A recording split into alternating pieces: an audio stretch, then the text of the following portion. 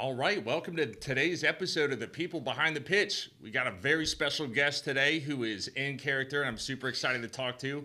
We got Albert Tejera, who, outside of being a baseball and rugby fella, is an avid reader, nice with the Brazilian Jiu-Jitsu, and an avid bowman. Your boy is currently the sales leader over at CheckIt, and has had an impressive sales career spanning ed tech and restaurant tech and a couple other buckets of sectors as well. So without further ado, Albert, thanks for joining. Glad to have you. Aaron, it is an honor, man. I'm excited. Yeah. I'm fired up. And I had to dress the part. I'm not going to come in your house and disrespect you like that. Yeah. No, I appreciate it. And it's great. I mean, the first in-person guest we have, we get to be in the zone. You know what I mean? I'm getting a little scared. Yeah. Don't get scared yet. Don't get scared now. But yeah, great to meet you. We talked a little bit before, but is it Albert, or do you ever go by Al or Bert? Albert. Al's my dad. He stole it from me, so I couldn't go by that. So I had to do the full name, but I dig it. It's hard for people to confuse. I get Rob a lot, Robert, but really, it's close enough. I feel like if people make the mistake. Yeah, there's two different kinds of Berts, but the spelling is pretty different. Yeah, exactly. Yeah. Neat. Well, to get into things, so in theme with the people behind the pitch, you and me have the common background. We both started off, I mean, I don't know if you'd sold something previously prior to getting into memoryBlue, but I always like asking my guests, how'd you even get into sales? I find that it's not normally what everybody, comes out of the womb thinking that they'll do when they're Yeah, it's a good question. My dad did sales commission only my whole life. He's still doing it. I don't think he'll ever retire. He's crazy. But I wanted to do something different than my dad. I didn't want to strike out on my own. Mm-hmm. And just being this close to the city, growing up with family in D.C., I actually wanted to do political campaigns for a while. Yeah. Had older friends that graduated and did it, and they'd tell me, I'm in Des Moines, Iowa, running a mayoral race. It sucks. I'm not getting paid. So I was like, maybe it's not the right move. Mm-hmm. So I just applied to a couple sales jobs because my dad was like, you'd be good at it. You know how to do it. You've been seeing it your whole life. And had a couple offers out of school, and memoryBlue was just easily the most, I don't know, the comfiest fit, I think, to start. Yeah. No, I tell this story sometimes because I had interviewed with a competitor at memoryBlue right out of, I had a couple of jobs in, career directions, but I had interviewed with the competitor at memoryBlue in the DC area, and I had the most bizarre interview of all time where this lady had, I don't know if she was head of operations or what was it, but she had just looked like she had taken a whole bottle of Adderall in that one day. And we get in this room, and, I talked to the recruiter, but we're in this room, and there's no windows in there, and she's got she's got a copy of my resume just here like this. She's like, okay, so from May 15, 2021 to 2023, what were you doing there? Were you doing this and that? And then as I'm saying, she's like, and like scribbling everywhere. And it very abruptly started. And I'm thinking that I'm about to be chopped up and sold on the black market. That's an interrogation. It's not an interview. So what happened was, and first of all, there was no commission payout. It was just, all base pay. I had to pay for parking. So I was not really feeling it in the jump. Everybody kind of looked sad in there. But then she said, great, thank you for your answers. We'll be in touch with you soon. And then, shook hands, left. I get a call as I'm like feeling kind of disturbed, driving away from the recruiter. She's like, you did a great job. We'd love to offer you a position as sales development representative here. And I said, no. What? At the time, I thought SDRing and all that was just still a pyramid scheme. Because, I'd only sold knives before, and something just, like when you watch, when you watch somebody conduct a cold call to like a C-suite at a large company for the first time, and you don't even know that B2B sales is a thing, it's very bizarre. Yeah, it is. It's like, what's this going on? You're like, oh, I'm running into a meeting, and then you've never talked to this person before. Because they did that as a part of the interview. They're like, watch what this job is like. And I didn't get it. Yeah. Just didn't stick for you. No. Yeah. But then coming to memoryBlue for the first time, I'd interviewed with Stacy and a couple other folks, but they took the time to actually explain what this whole thing is, you know? And I think some people get into it kind of knowing what they are. They're like, okay, I want to get into tech sales, or I want to be an SDR, start off like that. That I didn't know anything about anything when I started it. Yeah, oh, me either. I was so green. I interviewed with Mark Gagne, so that was intimidating, but he's easy to warm up to. But oh yeah, yeah, he sold me the same way. I mean, he's a seller. That's why this place is so great. yeah, You know? yeah. No, he's a super exciting fella. He's like very palpable energy. Yeah, Yeah, for sure.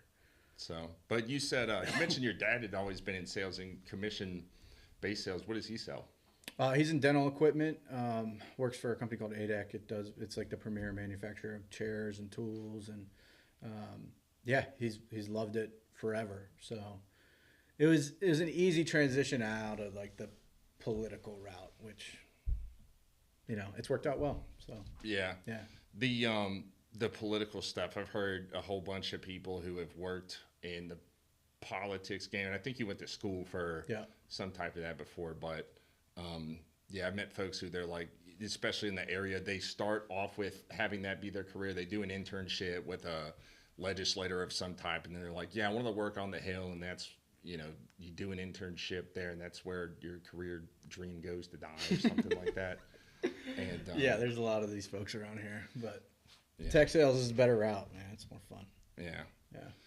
Well, so I want to ask you about, because at memoryBlue, I'm saying this knowing that you've sort of had a theme to what you've been selling, or the orgs that you've been a part of, probably the last, I don't know, 5 to 10 years or so. But right when you started at memoryBlue, I want to say that you were assigned to a systems integrator, doing cybersecurity, and then I think you sort of pivoted right after that. But I always love getting other people's perspective. Like, how was it selling, to like this super complicated or super technical thing right out of the gate when you don't, you barely know what. Yeah, I still don't, man. It's not like I barely knew back then. I barely know now. But it's good. I think it built some good habits for me because it's. I sold Palo Alto Networks, so it was cybersecurity. I was calling into IT, where they're very nitty gritty on the details, and I just didn't have that. Like, memoryBlue gave me tons of training, which is the only reason I'm successful now. But it's understanding, like, you just need to know people. You need to know the pains they're dealing with and like their business a little bit, but you don't need to know the ins and outs of the solution. That's for later in the cycle anyway, especially if you're just trying to get time. So just giving me that confidence where, okay, this is a complicated technology company. It's now Fortune 100, I think. Like, there's so many moving parts. All you need to know is like the details of the solution that they care about. And like that might get 15, 20 minutes for a broader conversation. And it was great. I think that's helped me along the way, and just like be super curious as opposed to being like, here's what we have, here's what we sell, here's our solution. You need it. Yeah. It's like, no, probably not. Yeah. I think what does help though is sometimes when because there was a period of time where I was assigned to a systems integrator, and they're like, we really want you to sell this mid-tier in-house data center solution, but we really can't do anything. It's all about having the right data at the right time. And I was like, I don't really know how to get a conversation going with, with that. And yeah, I don't know if I did too well at that, but it took me a long time to talk to a couple other folks to figure out, like, how do you sort of work this into a conversation? So I gave a couple different stabs, but I always liked when, I think it's beneficial when you do have like, hey, here's like a main pain that we solve for, versus like, or I think sometimes it just requires you've been in the thing for long enough, you've seen what your own company or your own product stack has helped with, that allows you to open up. Yeah, combos. I definitely agree. And you mentioned like the switch, the pivot. I got put on a different client after that called School Keep, and that was training management, where much easier for a non-technical guy like me to digest. Like, yeah, it was a great solution, and there were some, mechanics to it, but at the same time, it's a better way to learn, which is like, everybody can wrap their mind around that. Everybody's been through training modules. Everybody's sat at the computer and watched somebody slip on a spilled coffee and what do you do? Do you tell the manager? Like everybody knows what training is, so it's easy for me to grasp and then see how ahead of the market Schoolkeep was. So that was fun. It kind of forayed me the rest of my career to be in something that like is more every day. Mm-hmm. Yeah. No, because I sold, my first campaign was a digital fundraising software for large charities. Mm-hmm. That was interesting. It was not at all what I thought I would be getting into the first go round, but figured out a way to do well on it. And then after that, I was selling to vet practices, which was, we were just talking about this earlier, but, not to hard left or anything, but that was actually really fun because a lot of the times it would be owner operators. Oh yeah. Sort of like the doctors will own the practice and, a lot of them are they're not technology buyers. Mm-hmm. They are buyers, but they don't, technology is probably the last thing that they're thinking about. That's not their prowess. Yeah. Yeah. They're saving lives. Yeah. Yeah. So talking to them was different, but I did appreciate it. And it was a lot more phone based. Like it was a lot more doing that because those folks don't answer emails or open them. Yeah. They got too many other things going on. And it's, I think that's part of the reason, like I choose my solutions I sell very carefully because it's like that solution you're selling probably made their life easier or like a little bit better. Yeah. And, that does it for me. That gets me going. So yeah. No, I wanted to ask you about, cause I think it's so fun. Like because now I recruit and I think one of the things I like to get across to candidates is if I feel like, let's say I meet with a CEO or a client or something and I was like, you know what, this company and this product are sweet. And I feel like if I had the phone or I was put in a position, like I could sell the hell out of this thing. Yeah, it's great. And when you can get somebody else to see that and be like, oh yeah, I totally could, then that's like, that's what makes it fun. Like, money and all that's one thing, but when you can get excited about getting something across the board and helping somebody out, that's where the adrenaline is. Yeah. And I just want to say, like, I really like the format of this content that you're doing because it's not like I am sick of like the sales content is getting so stale and like so get rich quick. And like you're doing this wrong, you need to outbound more, outbound's dead. Like just I don't know, it feels like tennis to me. Yeah. So the human element of what you're doing and just keeping it loose, like this is fun. I like it. So I've done a couple of these. I'm already having a better time than the other ones. Yeah. Well, glad to hear it. Yeah. I love that. Well, yeah, about the sales content stuff I keep hearing about nowadays is just like it's just AI everything. Like, hey, we got to automate this, we got to automate that. And I sort of feel like, I mean, yeah, the outbound's dead and all that. I've seen cycles where it's like, oh, yeah, phone's not working no more. This is why you need to warm up your email with 8 different, things and then do all that. And it's like, I think that stuff will continue to cycle. But nowadays, it's all AI. If you're not like doing everything on autopilot, you're doing it wrong.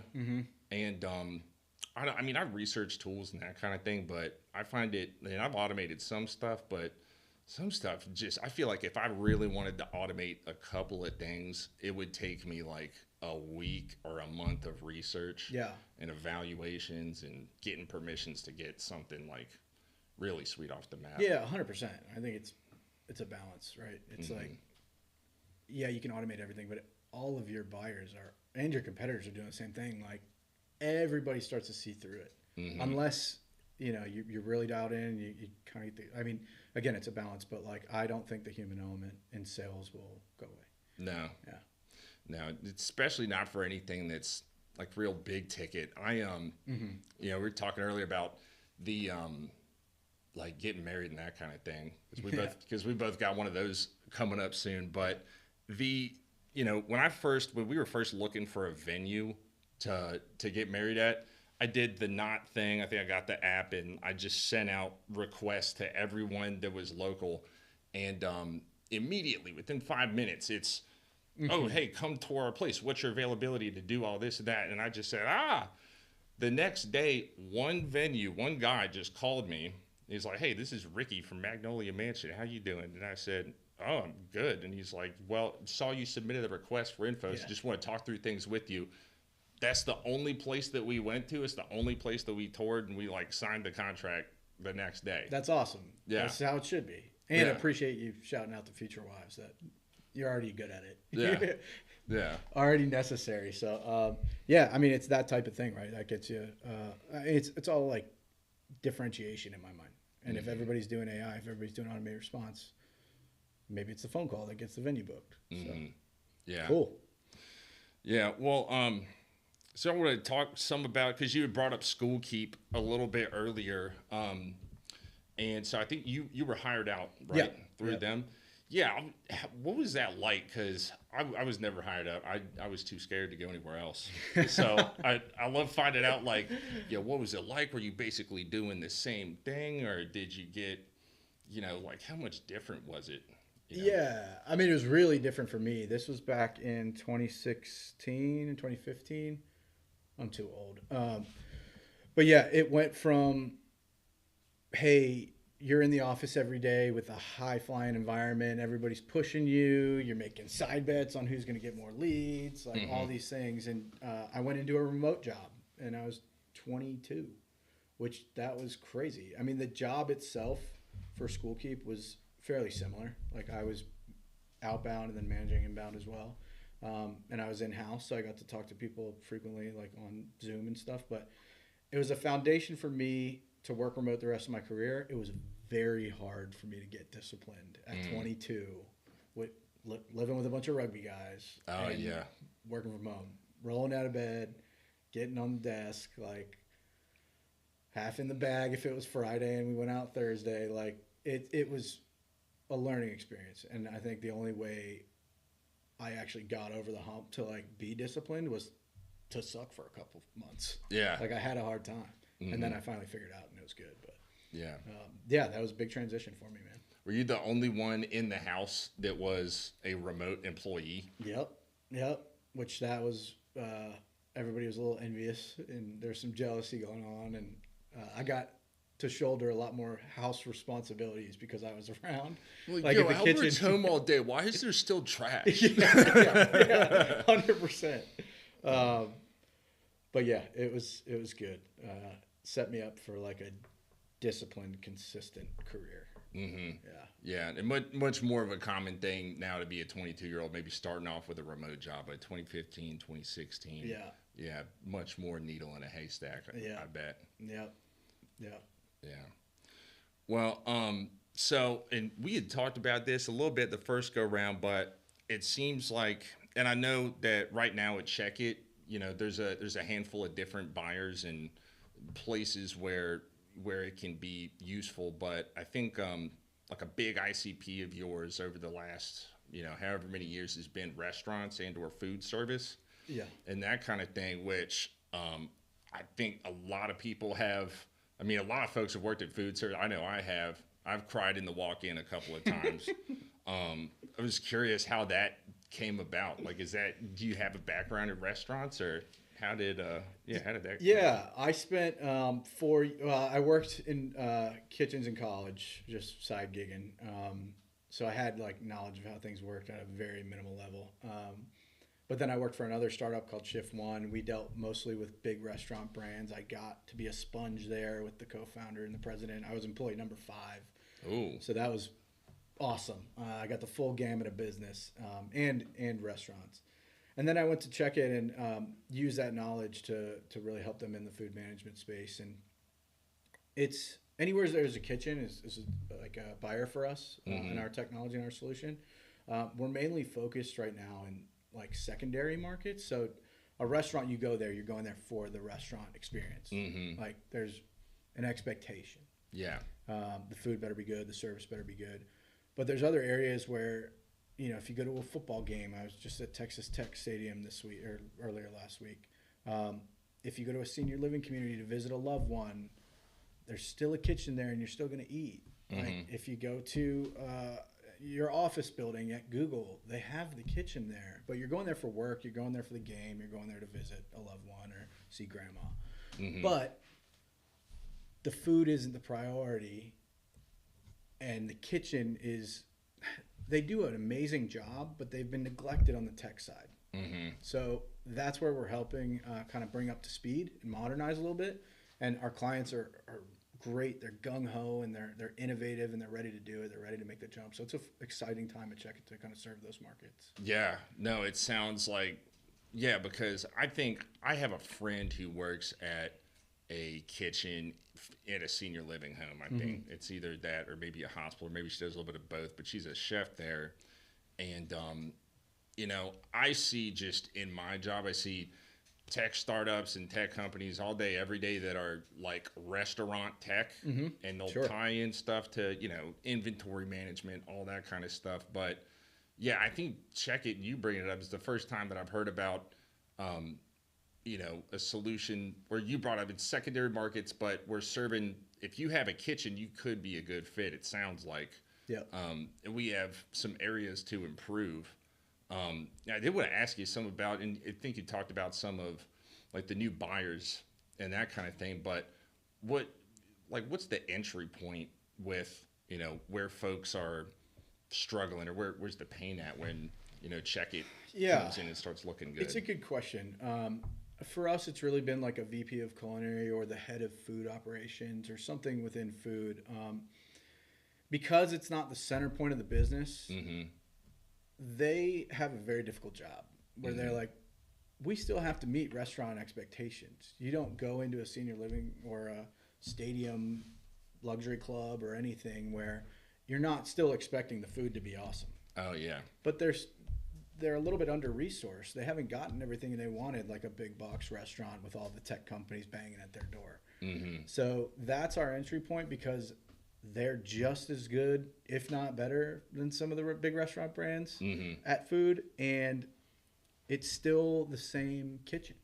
Like, it's the same type of production. Yeah. And when you're at the head of the orchestra and you don't have a tuba player or a cello or a violin, it's hard to make that perfect. So helping them and that being the entry point has been a really consultative, like, great partnership between the company and that ICP. Yeah. No, it sounds like it would be fun to do it, because I'm guessing there's not really like a whole bunch of other CheckIts out there that are talking to these folks about the same.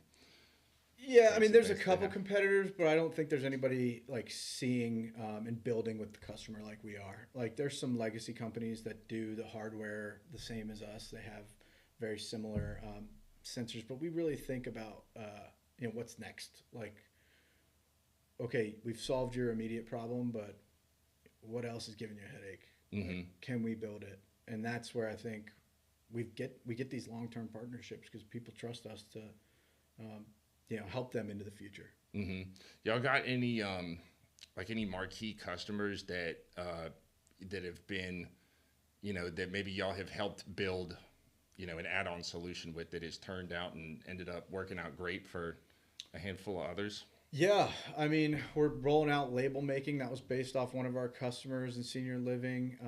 That's going to be a huge thing for the end of the year into next year once it gets built out and fleshed out with the customer. But we work with BP, Compass Group, Google. Like, we have Yamava Casino is a big customer in California. They have, I think, the second largest foot traffic behind Disneyland in California. So. Yeah, we help organizations that are like ginormous and ones that still have the same kitchen problems that might be 10, 20 sites. So it's been great. But those types of things where, like, we didn't know we were going to do label making, and then we were on a customer advisory call, and the panel was like, "Can you guys help us with the printer? Like, this thing is terrible." And we were like, "Yeah, why not? Let's try it." Yeah. Yeah.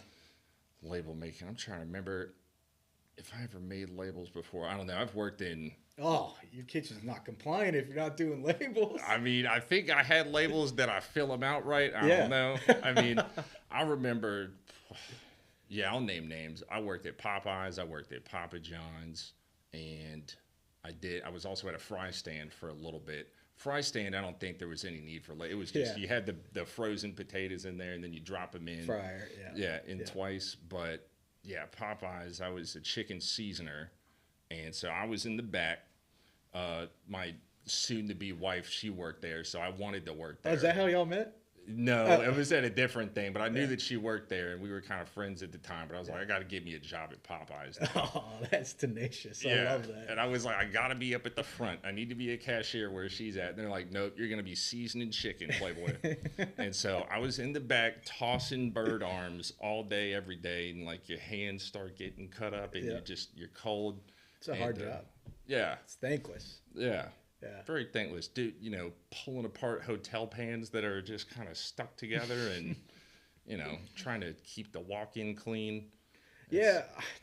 I always say, like, we're joking about it, but, like, the back of the house in a kitchen is a million things going on at once. So if you got to remember to pull the labels or check the temperature, like, it gets forgotten. Yeah. And if you can automate that with technology, it makes the kitchens, like the cooks and the dishwashers and whoever's in that staff, their lives a little bit easier. But every kitchen I've ever been to is like an organism. Like if one little vital part fails, it's chaos. Mm-hmm. So it's I don't know, it's hard to do, and making it easier is rewarding for me. Yeah. Yeah, I'll bet. We need to get some. I'm hungry. We need to get some chicken after this, and we'll have you season it up. Yeah, I'd be down. I mean, people used to ask me all the time. They're like, "Did you ever get sick of Popeyes or any of the restaurants you worked at?" I said, "No." It was, maybe not free, but kind of free. And it's like, yeah, I'm gonna eat it. Like nothing tastes better than what's free. Yeah. First of all, and you're cooking it. Yeah. Yeah. I'm cooking it. I know what's going into it, and I mean, Popeyes is delicious. I think pizza's great. Yep. How can you get sick of that? You can't. Yeah. I wanted to ask you. So you've been at CheckIt for a while now, and I believe you started as an individual contributor. Yep. Might have moved up. How's your role changed since you've been there, and how's that morphed over time? Yeah. I'm player coaching now, so I still get my hands in the IC deals and take everybody through the entire cycle, which is great. I was able to get a team SDRs. That was fun to manage, kind of get my feet wet in doing that. But I think the most fun thing is just working with my boss who leads North America and like managing up and understanding his expectations and the accountability of my job with like, this is going to the CEO's desk. This is going to the CFO's desk. Where the conversations I'm having in the market need to go to the chief product officer's desk. So I think having exposure to that and what they're looking for and making sure that we're meeting that expectation has been a fun kind of jump into the role. Yeah. So you mentioned North America. Do y'all have an international presence? Yeah, we're in Canada fairly heavy. We've done some initial work in Mexico, but it's mostly U.S., obviously. Yeah. Yeah. Yeah. Well, we're the I don't know. I mean, I know that the U.S. regulation is pretty straightforward. I mean, I think I took HACCP classes ever back in high school. The danger zone is the danger zone. It's probably the same everywhere else except for the Celsius. I mean, I guess everybody has different guidelines. Yeah, it's kind of state by state. So it's fairly standard across the country, but there are some states with a little bit of, instead of 2 times a day to check the walk-in temp, it's 3 times or what have you. But the HACCP regulations are probably not too far off from what you learned back in the day. Yeah. Yeah. Well, I was kind of hoping to get, it might be kind of straightforward, but just get like an overview of the scope of what CheckIt is and does. Yeah. Yeah, absolutely. So we do a lot of automating, like mundane menial tasks with sensors. So things like, is the door locked when you leave? Is the temperature on the walk-in good twice a day? Is the air quality solid for the residents? Like, are the pipes leaking? So there's a lot that we can automate that right now is like, oh my God, I'm seasoning this chicken. I forgot to check the walk-in. I got to go do that. Maybe I just fake it. Maybe I just leave it blank. Like, and that dings the community or the location when they get inspected. So doing that, it's just like makes their life easier overnight. Yeah. It like working with the tech team at CheckIt, it's awesome. We do a lot of like a lot of competitors or legacy companies will use Wi-Fi and use internet. That's spotty. at best in a lot of these like rural locations or whatever. So we've been able to develop like cellular connection. So if you can send a text, you can have CheckIt, and it's going to work nonstop. Yeah. And the second piece of it is just kind of like predicting work. So if you got a checklist to clean or open the kitchen or close it, or you know, a missing resident happens because you're at memory care and it's Alzheimer's and somebody wandered out, you can scan a QR code, do the proper checklist. It sees who did it, when they did it, what they did. And that for like a C level in a 50 location organization is gold. Like you can't be physically there. Yeah. You trust your staff, but that's the extent of it right now. And all that's paper, it just stacks up in the back. So having like a digital solution like that, just, I mean, it's not Big Brother, it's accountability that the job's getting done in the right way and standards are being met. Yeah. Yeah. Well, I mean, I feel like even for the front line, like if I could know, hey, it's been a while since you mopped this, or maybe you got up into this corner over that, or like there's maybe some type of preventative look at a AC system or something that needs to get done. That would be huge, because I don't remember all that. No way. I don't remember what I ate for breakfast, man. Like, I always tell people, I'm like, go through your regular day. You probably wake up with a phone alarm. You probably check social or your texts or whatever. You get ready for work. You play YouTube Premium or Spotify while you're showering. Premium shout out. Yeah. You put your GPS in the phone to get to work. Hopefully you know by then. Maybe you're new and you're starting. And then you go to work and they hand you a paper and pen. And you're like, okay, I guess I'll fill this out later. I guess I'll do this. But like everybody's lives, even in the back of the house, is like fully digitized. Yeah. Get work to catch up. And it's like you're making their life better for sure, but you're also getting the data that you need. Yeah. Instead of like a quarterly or yearly audit where it's just, that's a Polaroid. Like it's a moment in time. Yeah. No, it makes me think, because there's a handful of things, especially nowadays, that I think are better done if they're not digital. But when it comes to something where there's safety involved, because I mean, I was at a Ross the other day, and I'm in the bathroom, and you know, I'm looking at the employees must wash hands, and it's like the bathroom cleaning book, and it's just a spreadsheet where somebody has gone ahead and pre-checked every box that's in the thing. Yeah. Pens like, the same color ink. Yeah. Like, no fade or anything. I'm like, come on, y'all, tighten up. That doesn't even look like an initials. It's just a check, you know? Yeah. And I'm like, I mean, fortunately the bathroom was decent, I think. But, yeah, like. But nobody's going to know. No. If it's not, you're not getting what you want out of that piece of paper. No. You know, so taking a picture, having a timestamp, knowing somebody was there, did it, it looked like this.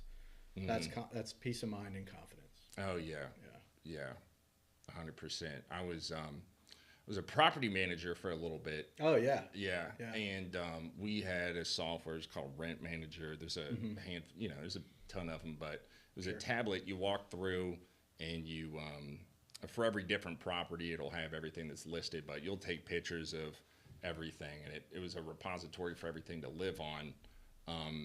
That was a cool company, because I think we were one of their pioneer customers, and we were beta-ing a lot of the new functionality that they had. Yeah. And it was, cost effective in the meantime. And there were other ones, like I think Yardi was a big. Yeah, I'm super familiar with them. Yeah, they were well established, and we had an Entrada too, and we had a couple other ones. They're like, you should migrate to us, and I think they had some neat stuff about them, but we'd also been with Rent Manager for so long that it sticky. Yeah, they got sticky, and I think they had actually just built a handful of custom things that we would have been really painful to get rid of. Yeah.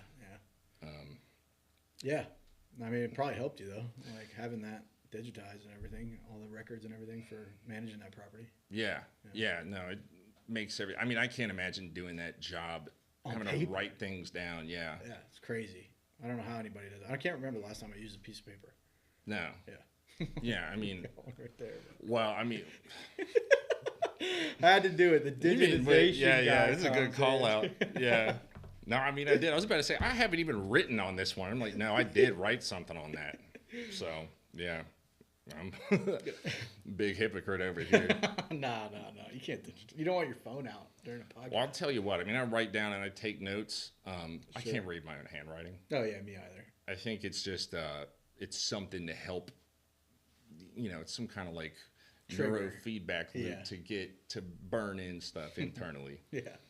When I can possible. get that. I can get behind that. Yeah. Yeah. So, I think that I wanted to ask you about, and this kind of broad, just kind of wrapping up about a handful of the different topics. But do you have something interesting about you? Could be your product or your buyers that very few people know. Okay, I'll stick with the product and buyers because I don't like to talk about myself like that. All right, maybe later. Yeah, maybe later, maybe off camera. Yeah, I think the interesting thing about the product is that it's not, your typical task manager, or it's not like your static, like I'm going to get data out of it. I think we're working really hard to, like we talked about earlier, predict what's going to happen next or what needs to be done. That way it's not like I go through an audit and I find out what's wrong. It's like, I already know what's wrong. It's just how well are we executing against that? And that's been, I think, one of the more exciting, definitely unique features that CheckIt is going to be offering our customers and is already doing so. But it's understanding what needs to be done up next or when this fridge is going to fail before it even goes out. Yeah. So that's I think it's pretty cool. I know it's like biased and nerdy, but well, because I've had a handful of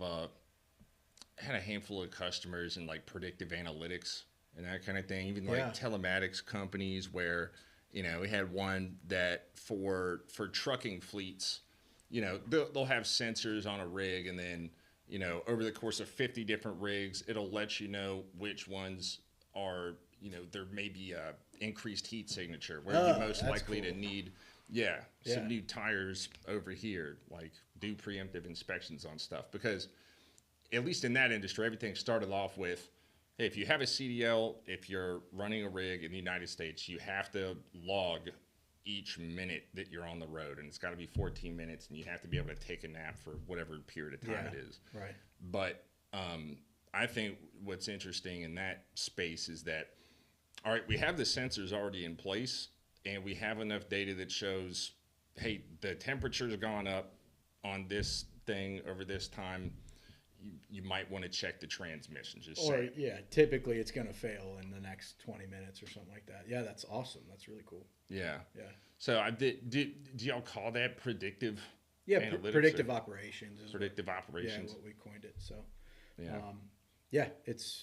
We're going to be like that for work, like that fleet example for work.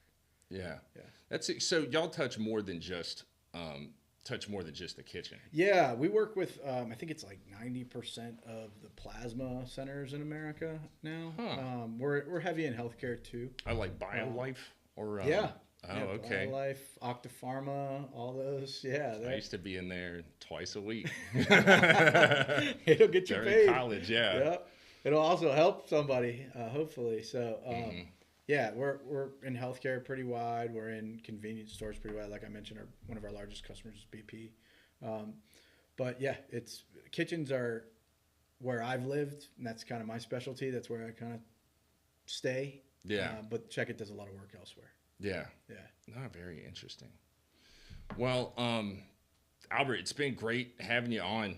This is awesome. Yeah, it's been super dope. Great being in person, especially with somebody else with a hat on. I'm not the only one for the first time. I don't know when the next time I'm going to be able to wear this in a business setting. So you gave me the freedom, man. I've been seeing it more and more often, like I was, first time I ever put on the hat was at a conference, and I'm wearing cowboy boots and a hat and a bolo tie in the middle of San Francisco at a tech conference. Like everybody's going to be looking at me like a chicken in a Walmart. But they're looking at you. Yeah. That's the point. They're looking at me. They're looking at you. So it's working. But yeah, I've been seeing more folks rocking the cowboy hat. I mean, you go on CNN, they got a dude with a cowboy hat. Yeah. Who's like they got that. I've seen, people doing customer testimonials. They'll have like a head of IT at a Fortune 500, and he's got on a cowboy hat. You know where that started? Shucks. People behind the pitch. Yeah. No, I'll take it when it's due. Yeah. No, this is fun, man. This is a refreshing format, so I appreciate it. Thanks for having me on. Yeah, for sure. Yeah. Well, it's been a pleasure. Before we break for today, anything else you want to plug, or where can folks find out more about whatever you want, or check it, or what have you? Yeah, checkit.net's the website. You can request information there, or just hit me up on LinkedIn. I'm on there probably far too often. My eyesight's going from the blue light or whatever comes off the iPhone. But yeah, I'm on there. So message me if you want to have a conversation, or just, if you like this show, I'm happy to put you in touch with Aaron and the team too. memoryBlue. Sweet. All right. Well, that's a wrap, folks. Thanks for joining us on this episode of The People Behind the Pitch.